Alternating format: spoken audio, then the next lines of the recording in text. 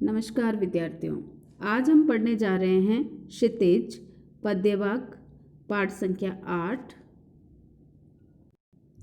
ऋतुराज द्वारा लिखित कविता कन्यादान। सबसे पहले कविवर ऋतुराज का सामान्य परिचय जानने का प्रयास करेंगे। ऋतुराज का जन्म सन 1940 भरतपुर में हुआ। राजस्थान विश्वविद्यालय जयपुर से इन्होंने अंग्रेजी में एमए किया। 40 वर्षों तक अंग्रेजी साहित्य के अध्यापन के बाद सेवानिवृत्ति लेकर वे जयपुर में ही रह रहे हैं। उनके अब तक 8 कविता संग्रह प्रकाशित हो चुके हैं। उनमें से प्रमुख है एक मरणाधर्मा और अन्य, पुल पर पानी, सूरत नीरत और लीला मुखारविंद प्रमुख है। उन्हें सोमदत्त परिमल सम्मान, मीरा पुरस्कार, पहल सम्मान तथा बिहारी पुरस्कार आदि मिल चुके हैं।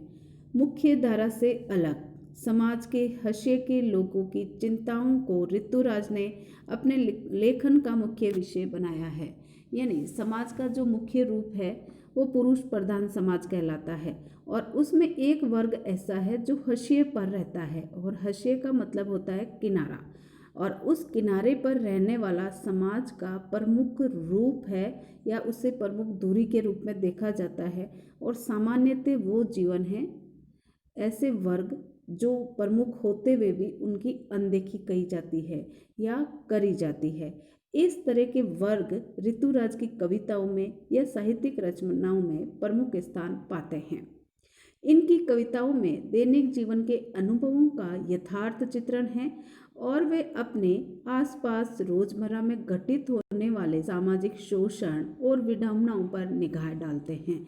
यानी इनकी कविताओं के जो विषय है वे हमारे रोजमर्रा की यानी दैनिक जीवन में जो घटने वाली घटनाएं हैं, सामाजिक परिवेश में हमारे द्वारा किया जाने वाला व्यवहार है एक दूसरे के प्रति, वो किस प्रकार है, इसमें किसका शोषण हो रहा है, ये एक कठिनाई के रूप में है और वो कठिनाई इनकी कविताओं में स्पष्ट रूप से दिखाई देती है।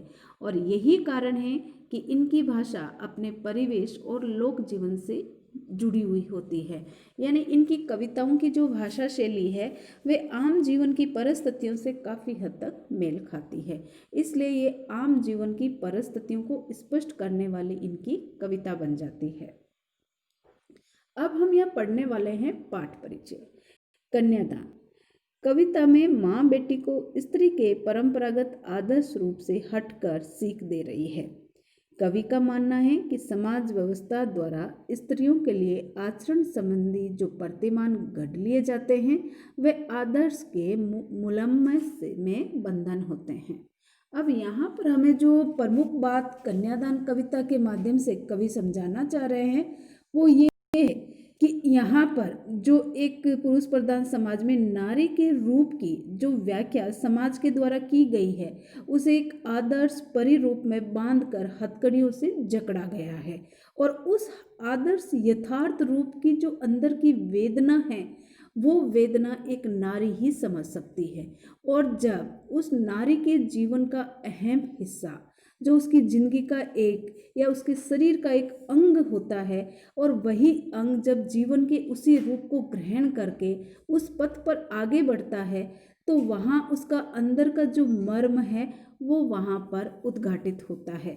और वो मर्म यहाँ इस कविता में माँ के द्वारा अपनी बेटी के प्रति उभरा है, क्योंकि माँ जो अपने पारिवारिक परिस्थितियों में दर्द को देखती है या पारिवारिक पृष्ठभूमि पर जो रूप नारी का देखती है, जिन बंधनों में वो जकड़ी हुई है, संघर्षशीलता के दबाव में किस तरह अपने वजूद को धीरे धीरे वो खोती जा रही है, इन सारी परिस्थितियों को जब वो देखती है तो वो आसानी से सहन कर लेती है। लेकिन वही रूप जब उसकी बेटी के द्वारा स्वीकृत करने का समय आता है तो अंदर का मर्म एकदम जाग जाता है और अपनी बेटी को वहाँ पर वो एक शिक्षित करते हुए एक ऐसे रूप की कल्पना करती है कि समाज का जो हकीकत का आईना है वो यहाँ पर दिखाई बेटी को माँ के द्वारा दिखाया जा रहा है।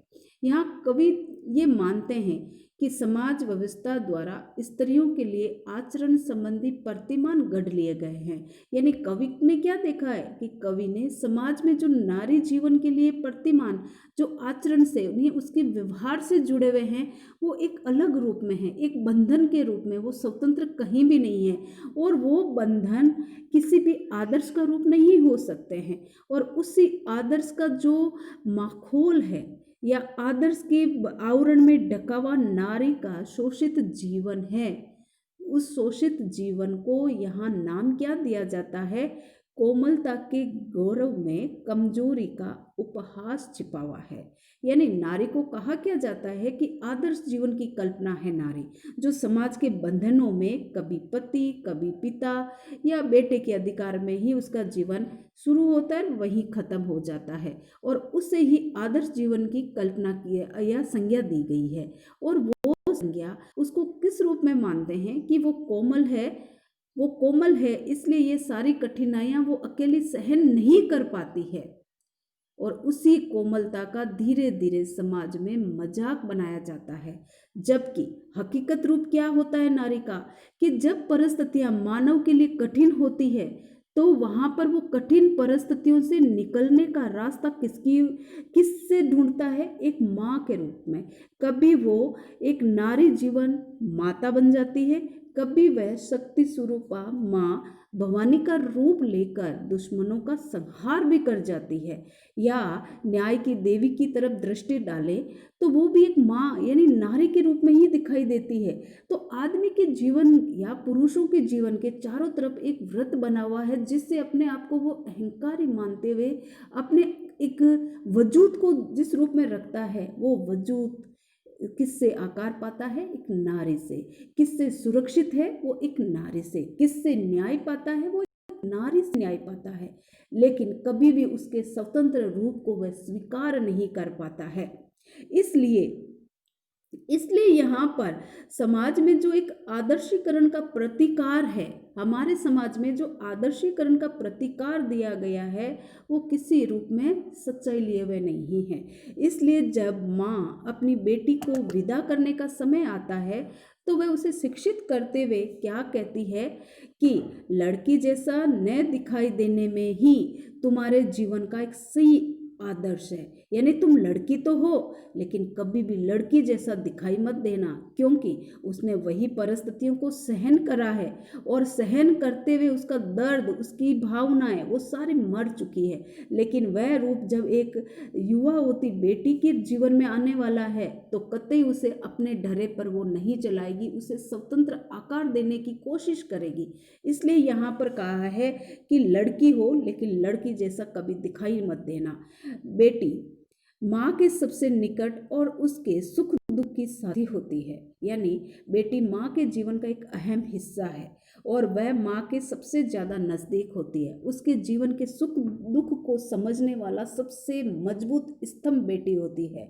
इसी कारण माँ की सबसे अंतिम पूंजी ही बेटी को माना गया है।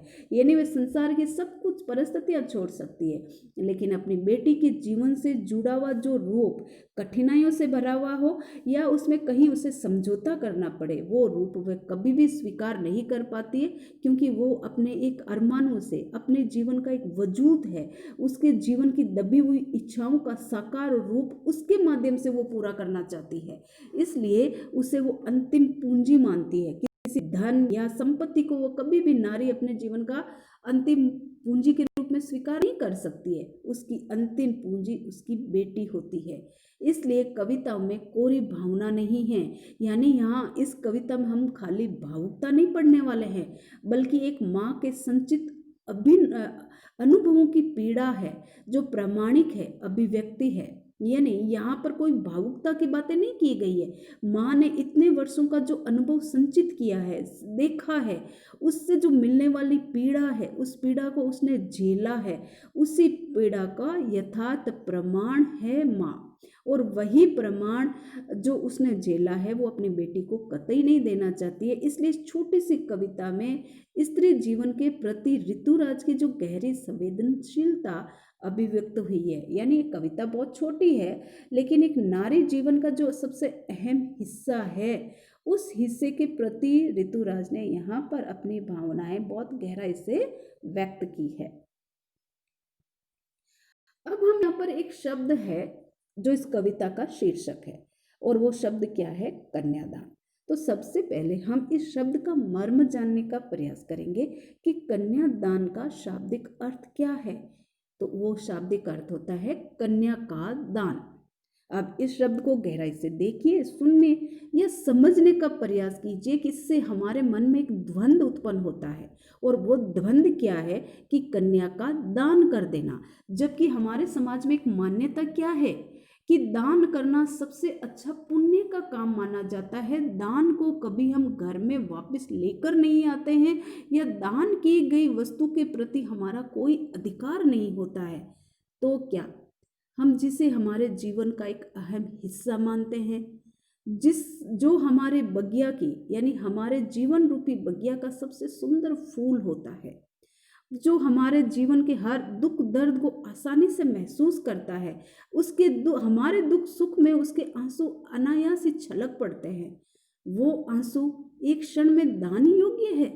इस शब्द की गहराई कहती क्या है कि जो कन्या है, जो बेटी है, उसको दान में दे दो, और दान में देने के बाद उस पर हमारा कोई अधिकार नहीं रहता है, और अधिकार नहीं रहता है तभी समाज में इस तरह का नारी का घिनौना रूप यहाँ दिखाई देता है। ये हमारे संस्कारों का एक छोटा सा रूप है जो कभी कभी हमें सोचने के लिए विवश करता है कि हमारे जीवन का एक अहम हिस्सा उसे हम दान में किस तरह दे सकते हैं। तो यहाँ पर ये जो शब्द है बहुत गहराई लिए हुए हैं, और इसी गहराई लिए हुए शब्द को ऋतुराज ने एक माँ के दर्द के रूप में, माँ के मर्म के रूप में यहाँ पर व्यक्त करा है, जिसे हम उन्हीं के दिए गए शब्दों के रूप में जानने का प्रयास करेंगे। कन्यादान, कितना प्रामाणिक था उसका दुख। लड़की को दान में देते वक्त जैसे वही उसकी अंतिम पूंजी हो। लड़की अभी सयानी नहीं थी, अभी इतनी भोली सरल थी कि उसे सुख का आभास तो होता था, लेकिन दुख बाँचना नहीं आता था। पाठिका थी वे धुंधले प्रकाश की, कुछ तुकों और कुछ लयबंद पंक्तियों की। अब यहाँ पर कवि ने क्या कहा है कि यहाँ पर एक माँ का जो दुख है प्रामाणिक है, उसका प्रमाण है, क्योंकि माँ खुद उन्हीं परिस्थितियों से निकल कर बाहर आती है। माँ जिस सामाजिक परिवेश में ढली है, जिस सामाजिक परिवेश में उसका सामना हुआ है, उसने वहाँ पर उन्हें सभी दुख दर्द को झेला है, भोगा है, इसलिए उसका दुख का एक प्रमाण है उसका जीवन। और जब वही जीवन उसकी बेटी को मिल रहा है तो वो अंदर से एक तड़प उठ रही है, माँ के दिल में एक तड़प उठ रही है। इसलिए यहाँ पर कवि ने बताया है कि माँ के दुख का कितना बड़ा प्रमाण है, जो लड़की को दान में देते वक्त यानी उसके जीवन का जो अहम हिस्सा है, जिसे उसने पाल पोस कर इतना बड़ा किया है, आज वह उसे सहजता से दान में दे रही है। और दान में दे रही है क्योंकि बाकी सबके लिए तो ये परिस्थिति एक सामाजिक रीति रिवाज के तहत संस्कारों से बंधी हुई है, लेकिन माँ के लिए ये एक कठिन परिस्थितियों से जुड़ा हुआ है, क्योंकि वह उसके जीवन का अहम हिस्सा होने के साथ अंतिम पूंजी है। नारी जीवन जो परिस्थितियों से जूझता है, जो कभी स्वतंत्र नहीं होता है, कभी पिता, कभी बेटा, पति, इन्हीं के आवरण में उसका जीवन बंधा हुआ रहता है, एक घुटन और बेबसी में। वहाँ पर जब अपनी बेटी को वही रूप दे रही है तो उसके लिए दर्द हो रहा है। इसलिए यहाँ बेटी को अंतिम पूंजी माना गया है, और उसी अंतिम पूंजी को जब किसी को उसे दान देना पड़ रहा है मजबूरी में, तो उसका दुख वहाँ पर प्रकट होकर आ रहा है। क्योंकि उसे दुख क्यों हो रहा है, इसका कारण क्या बताया है कि लड़की अभी सयानी नहीं थी, यानी लड़की अभी इतनी बड़ी नहीं है, सयानी यानी समझदार नहीं है कि वह इन चालाक समाज की परिस्थितियों को समझ सके। बहुत भोली है, माँ के आंचल के तले ही उसका जीवन बीता है ना, तो माँ ने उसे अभी उन जो समाज की जो भयानक परिस्थितियां हैं उनसे कभी रूबरू कराया ही नहीं है। अपने आंचल तले उसे अभी ठंडी छांव ही मिली है, इसलिए लड़की अभी समझदार नहीं हुई है। साथ में वो भोली और सरल है। जैसा माँ का व्यवहार है वैसी ही उसका प्रतिरूप उस बेटी में निखर कर आ रहा है। तो बेटी अभी भोली और बहुत सीधी है। उसे अभी सिर्फ इतना समझ में आ रहा है कि सुख क्या होता है। वह सिर्फ सुख को ही देखा है। अभी तक उसका जीवन जितना आगे बढ़ा है उसने सिर्फ सुख को अनुभव करा है। दुख क्या होता है उसने कभी जाना ही नहीं, यानी दुख बांचना नहीं आया। यानी लड़की को दुख के बारे में अभी समझ ही नहीं है कि जीवन का दुख क्या होता है, क्योंकि वह तो एक पाठिका है, एक पढ़ने वाली पाठिका है जो अपने जीवन रूपी किताब को पढ़ने का प्रयास कर रही है। और जीवन का आने वाला पक्ष अभी धुंधला है, क्योंकि ये कोई भी नहीं जान सकता कि हमारा भविष्य क्या होगा। वह एक धुंधले आवरण में बंद होता है। जैसे जैसे समय आगे बढ़ता है वो परत दर परत धुंधला आवरण छंटता जाता है और उसकी हकीकत सामने आने लग जाती है। लेकिन वो लड़की तो दुख बांटना जानती नहीं है, उसे दुख समझना आता नहीं है। अभी तो उसने अपने जीवन पथ को पढ़ना शुरू किया है, इसलिए उसके लिए तो सारा अभी धुंधले प्रकाश के आवरण से ही ढका हुआ है। और आगे कवि ने कहा है कि कुछ तुक और लयबंद पंक्तियों की, यानी अब उसने जीवन को जीना शुरू किया है तो उसके लिए जीवन तो एक तरह से क्या है, एक तुकबंदी युक्त कविता है जिसे वे गुनगुना रही है, यानी खुश होकर अपने नए जीवन की कल्पना कर रही है। शेर व शायरी करती हुई उसकी कल्पना में वो खो रही है, लेकिन उसे हकीकत, जो जीवन का हकीकत वाला पक्ष है, उसके बारे में अभी इतनी समझ नहीं है। आगे कवि ने कहा है कि माँ ने कहा, अब वो अपनी बेटी को समझाते हुए, यानी माँ अपनी बेटी को क्या समझा रही है, जो भोली भाली सीधी सरल बेटी है, जो जीवन पथ का दूसरा रूप देखने जा रही है, उसे समझाते हुए क्या कहा है कि माँ ने कहा, पानी में झांक कर अपने चेहरे पर मत रीझना। आग रोटियां सेकने के लिए है, जलने के लिए नहीं। वस्त्र और आभूषण शाब्दिक भ्रमों की तरह हैं, बंधन है स्त्री जीवन के। माँ ने कहा, लड़की होना पर लड़की जैसा दिखाई मत देना। अब यहाँ पर ये जो परिस्थितियाँ हैं, इन पंक्तियों में माँ का जो आंतरिक दर्द है, जो उसने समाज के द्वारा दिया गया झेला है, वो दर्द यहाँ फूट कर आ रहा है। क्योंकि उसने अपनी बेटी को क्या कहा कि कभी भी अपने सुंदर चेहरे की तारीफ सुनकर उस पर खुश मत हो जाना, और फिर खुश होकर पानी में झांक कर मत देखने लग जाना, क्योंकि ये समाज का जो घिनौना रूप है कब तेरे ऊपर हावी हो जाए और तू जैसे ही पानी में झांक कर देखे तेरे जीवन का खात्मा कर दे, यानी पानी में गिरा कर तुम्हारे जीवन को खत्म ही कर दे। क्योंकि यहाँ तारीफ कब परिस्थितियां विकट ले आती है किसी को भी नहीं पता। नारी जीवन जो आगे बढ़ता है वो इतना संघर्षशील है और इतना छुपा हुआ संघर्ष होता है उसके जीवन में कि वह समाज में खुलकर बाहर नहीं आ सकता है, लेकिन उसके आंतरिक जीवन में कहीं भी सुरक्षा नहीं देता है। और उसी परिस्थितियों को माँ ने समझाया कि कभी भी पानी में झांक कर अपने सुंदर चेहरे पर मत रीझना, क्योंकि सुंदर चेहरे की जो तारीफ कर रहा है वही पानी में डुबोकर इसे खत्म भी कर सकता है। फिर आगे क्या कहा है, आग रोटियां सेकने के लिए है, जलने के लिए नहीं है। यानी जब वो खाना बनाने के लिए रसोई में जाएगी, जो उसका काम है, क्योंकि रसोई की पूरी परिस्थिति औरत से जुड़ी हुई है तो उसमें जाना पड़ेगा। अब वहां पर वो रोटियां सेक रही है और रोटियां सेकने में इतनी खो जाती है कि उसे पता ही नहीं चलता कि समाज का जो एक घिनौना रूप नारी को भी जलाने की वस्तु मानता है, उसे कब उसी आग के हवाले कर दे। इसलिए माँ उसे सचेत कर रही है कि अगर रोटियां भी बनानी पड़े तो सचेत होकर रसोई में काम करना, कभी भी परिस्थितियों के वशीभूत होकर उसमें खो मत जाना, क्योंकि वहां पर रोटियां सेकनी है, खुद को जलाना नहीं है। आज समाज में जो दहेज रूपी दानव है वो किसी रूप में नारी को दसने के लिए तैयार खड़ा है। कभी वो पानी में खींच सकता है तो कभी वो रोटियों के द्वारा आग में भी खींच सकता है। वहां पर नारी जीवन एक खिलौना बना हुआ है और वो खिलौना किसी भी रूप में खेला जा सकता है। फिर देखिए कवि के शब्द किस गहराई से माँ के दर्द को व्यक्त कर रहे हैं कि वस्त्र और आभूषण शाब्दिक भ्रमों की तरह बंधन है जीवन स्त्री के, क्यों? क्योंकि उसे सुंदर वस्त्र और आभूषण में एक अलंकृत करके वस्तु के रूप में सजा दिया जाता है। कभी भी उसके अंदर के गुणों को नहीं उभारा जाता है, उसकी अंदर की भावनाओं को कोई भी सम्मान नहीं दिया जाता है। उसे सिर्फ सुंदर वस्त्र और आभूषण का धारण कराकर एक पुतले के रूप में वहाँ पर प्रदर्शित करके अपने परिवार की प्रतिष्ठा का गुणगान गाया जाता है। कभी भी नारी जीवन के गुणों का बखान नहीं किया जाता है। इसलिए माँ ने कहा कि तू अगर कभी वस्त्र और आभूषण की सुंदरता के भ्रमजाल में फंस गई तो वो तुम्हारे जीवन का भी बंधन बन जाएगा। तुम्हारे जीवन की जो अच्छाई है, तुम्हारी जो अंदर दबी हुई प्रतिभा है, वो कभी भी बाहर नहीं आएगी। इसलिए इन सब से दूर होकर अपने अंदर की शक्ति को पहचानना, अपने आप को जानना और ये जो बंधन है सुंदर वस्त्र और आभूषण, इसके जाल से अपने आप को मुक्त रखना, ये माँ की पीड़ा इन शब्दों में व्यक्त हो रही है। क्योंकि अभी हमारी लड़की सयानी नहीं है, बड़ी हुई है पर बहुत ज़्यादा समझदार नहीं है। इसलिए माँ ने कहा कि तू लड़की है पर लड़की जैसी कभी भी दिखाई मत देना। यानी इस शब्दों में क्या दर्द है कि लड़की को नाजुक और कमज़ोर माना जाता है, इसलिए उसे पुरुष प्रधान समाज के एक बाहरी आवरण में कैद रखा जाता है।